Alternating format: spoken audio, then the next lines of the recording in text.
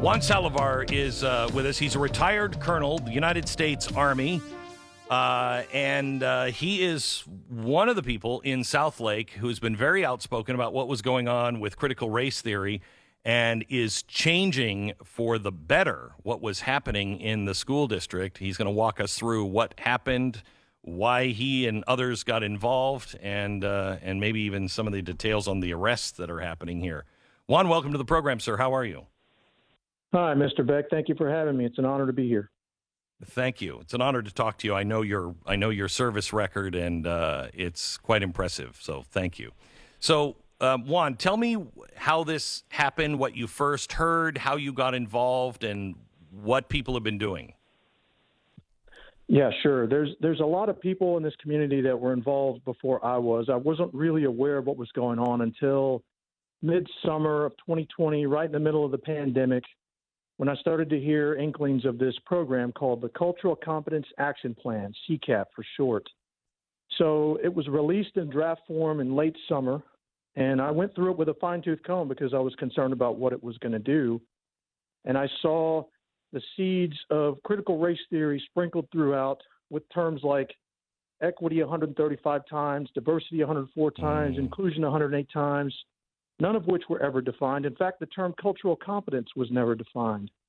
What was defined in there was the term microaggressions, which put an emphasis on they could be verbal or nonverbal, intentional or unintentional, very much in the mind of the beholder, if you will, targeting persons that are marginalized or underrepresented groups, never defining that either.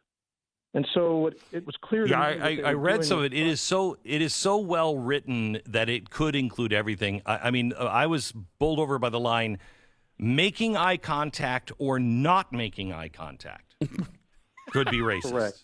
It's like, what? Correct. So you pretty much have everything covered here. Pretty much. And that was a big problem for me. My child's young, but I don't want her to grow up in a system where they're constantly infiltrating the curriculum with this nonsense. And it's really antithetical to the idea of human liberty and freedom and human flourishing, which is what education is supposed to be about. So Southlake, I don't know why you moved to Southlake, but if you have kids, probably a good deal had to do with the school district. It is a great town. It's heavily influenced in a positive way by the people at Gateway Church. So it's just a good, decent town. The school is one of the best in the country, the best in Texas, and all of a sudden they come in and they start making claims that Southlake has deep-seated racism in its roots, and the school is racist. And what they are teaching the teachers and having the teachers spew is poison for Southlake and for the kids. Yes, sir. Absolutely poison.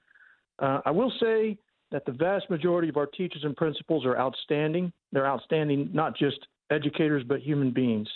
So I don't want to blame them. They don't control the curriculum as it's written. But I see this moving in and kind of the camel getting its nose under the tent. And I thought, you know what? I need to stand against this. It's the right thing to do. We don't need to divide our kids into oppressors and oppressed based on their immutable physical characteristics, the way God made them. Okay, so what happened? Everybody goes to the school board and start to speak up against it. And what happens?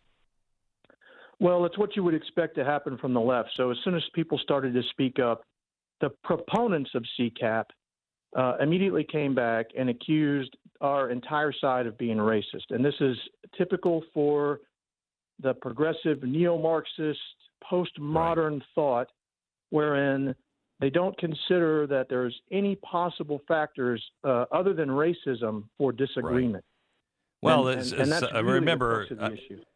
I just want to remind everybody that Juan is a guy that makes eye contact and sometimes doesn't make eye contact. So you know right there how racist he is. So they started throwing everybody under the bus, and then what? Well, so then we started to do a lot of open records requests through an organization called Southlake Families PAC, which is an association of like-minded individuals that want to make sure that we maintain parental authority in our schools and on our school board, as the government is supposed to be set up, authority delegated from the people to government at all echelons. And what we found, one of the troubling things we found was that the administration had applied for a VOCA grant. This is Victims of Crime Act. And what they were trying to do was criminalize the microaggressions, which we previously said could be anything, in order to get money. Now, you know, Mr. Beck, this is one of the most affluent communities in all of Texas. We have a tradition of excellence in our school and in terms of academics, sports, every area you can think of, and we don't have any real discernible disparate impact among the demographic groups. And yet here we are with some folks thinking it would be a good idea to take money meant for victims of actual crime, funnel it into this society for the purpose of criminalizing microaggressions. That's obscene. Obscene. It is. So what happened with the Carroll school trustees that have been now indicted of violating the Open Meetings Act? Yes, sir. So there were two trustees that were accused of violating the Texas Open Meetings Act, which basically says you can't have a walking quorum, you can't have meetings in secret, deliberations in secret, and we believe they were deliberating to implement CCAP in secret. And an investigation started in the wake of a lawsuit that was filed by one of the parents. And this particular parent has gotten a lot of flack from the left about this lawsuit. How dare you sue our schools? But the truth of the matter is the school system deserved to be sued. Yes. And so the authorities started to investigate on a criminal basis and, you know, had enough evidence to make two arrests. We had two school board members that were arrested, I think at their homes. They paid $500 bond and were released. And within 48 hours, we're back sitting in their seats at the next school board meeting. Oh my gosh. Oh my gosh. So what's next? How far on the fight on this are you, and what's next?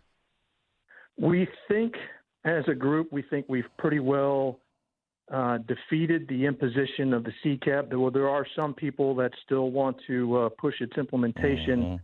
What we're starting to see now is a revision of their words. They're not talking CCAP anymore. Now they're talking diversity, equity, and inclusion, or as I like to say, the diversity, inclusion, and equity religion, the DIE religion. And they've taken to dropping the word equity suddenly because we have an election going on right now, and the final day of voting is May 1st for local Southlake City Council, mayor, and school board positions. And so we're keeping an eye on that. The one thing I would say is, and I think this is true across the board around the country, the mainstream media has really become the center of gravity for the left's movement. They use them to push their false narratives and prevent any kind of counter messaging. They suppress us with that.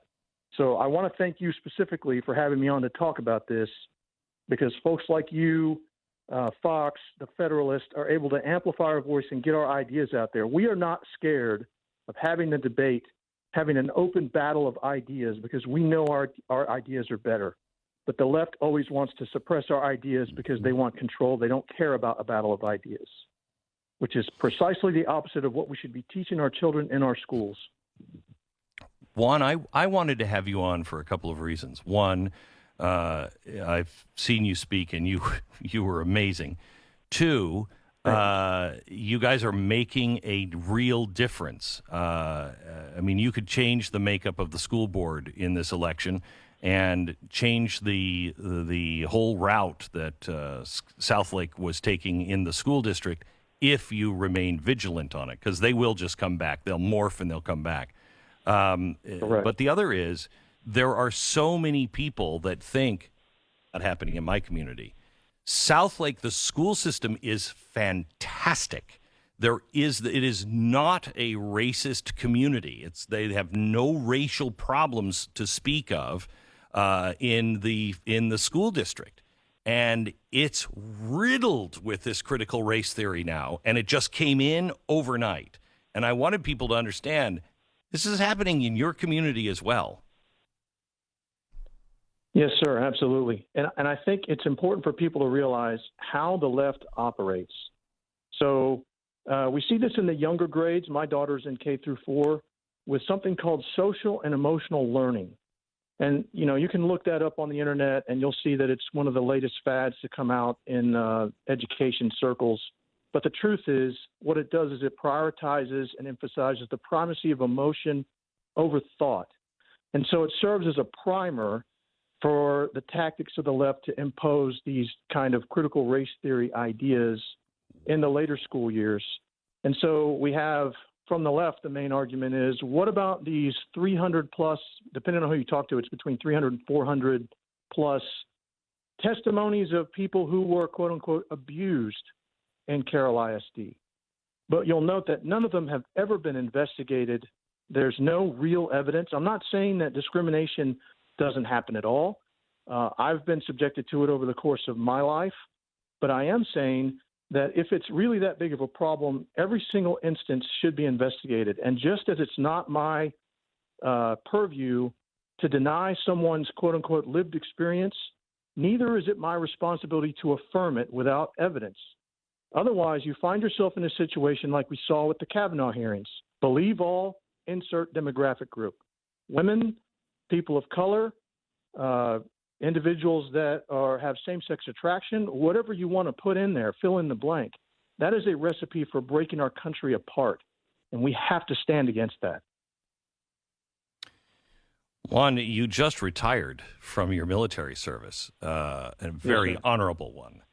And it looks like you're just not really retiring. You're still doing the same thing. Well, sir, I took an oath to support and defend the Constitution against all enemies, foreign and domestic, on the plain of West Point when I was 18 years old. And that didn't go away when I retired. And I, unlike some people, I took it upon myself to say, well, if I'm going to support and defend the Constitution, I should darn well know what's in it. And what you find is, and I don't want to go too far afield here, but what you find is, if you really look at it, what's in the Constitution is the codification of our natural rights. These are the Enlightenment principles that our founders laid down on paper and said we have inherent rights that were given to us in a state of nature by God that are discernible by reason. And we don't want to have a society where we solve our problems with violence. We want to have a society where we solve our problems with debate. Violence is the least preferable option, but we only go to that when we have to. And so that's where we are right now. It's time for parents everywhere to stand up against this, fight for what they know is right before it's too late.